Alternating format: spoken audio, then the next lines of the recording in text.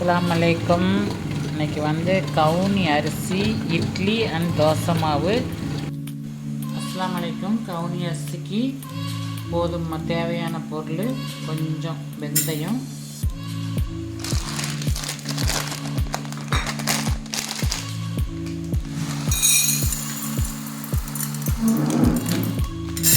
உளுந்து,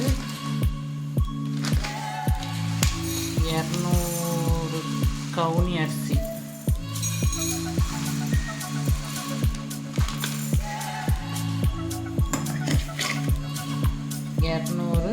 சாதா அரிசி,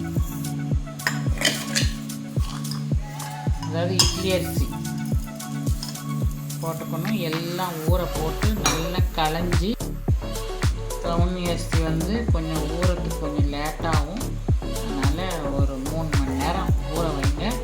நல்லா அழகாக எல்லாத்தையும் ஒன்றா போட்டு அரைச்சி இட்லி தோசை ஊற்றினா ஹெல்த்துக்கு ரொம்ப நல்லது. Healthy food. மன்னர்கள் சாப்பிட்ட அரிசி கவுனி அரிசி.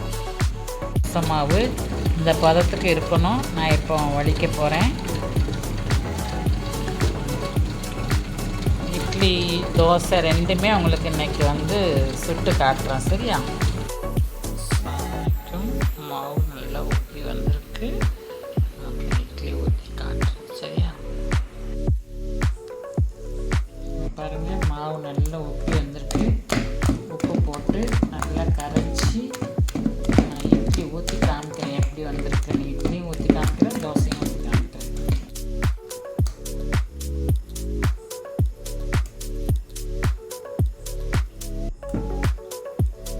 மாவு எப்படி இருக்கு பார்த்தீங்களா? இதே மாதிரி இருக்கணும். உங்களுக்கு தோசை ஊற்றி காட்டுறேன்.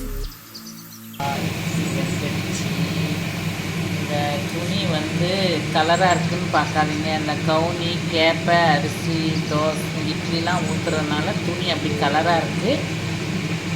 ஓகே, இட்லி சூப்பராக வந்திருக்கு. மாஷால்லாம் நீங்களும் ட்ரை பண்ணுங்கள். தோசை ஊற்றுறேன். இதே மாவு தான். சூப்பராக தோசை பார்க்கறதுக்கு அப்படி அழகாக வரும். நைஸாக அழகாக வரும். நீங்களும் ட்ரை பண்ணுங்கள். அப்புறம் சாதா இட்லி அவிக்கிறதுக்கு நீங்கள் தனியாக துணி வச்சுக்கோங்க. இந்த ராகி கவுனிக்கெலாம் நீங்கள் தனியாக துணி வச்சுக்கோங்க. சரியா? தோசை நல்லா வந்திருக்கு. நீங்கள் மாவு கொஞ்சம் திக்காக ஊற்றி வச்சிங்கன்னா நல்லா வரும். இது கவுனி அரிசி தோசை, இது வந்து இட்லி. ஒரே மாவு தான், 2 விதமாக பண்ணிக்கலாம். ஓகே.